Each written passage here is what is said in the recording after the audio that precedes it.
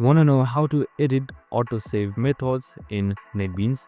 Well, no worries. In this video, I'm going to show you an easy step-by-step guide on how you can do it. It's super simple and under a minute, so let's get straight to it. Now, first things first, simply open up your NetBeans application.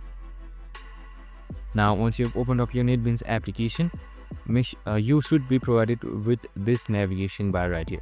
So navigate towards tools first up, and on the bottom you should be seeing options at last.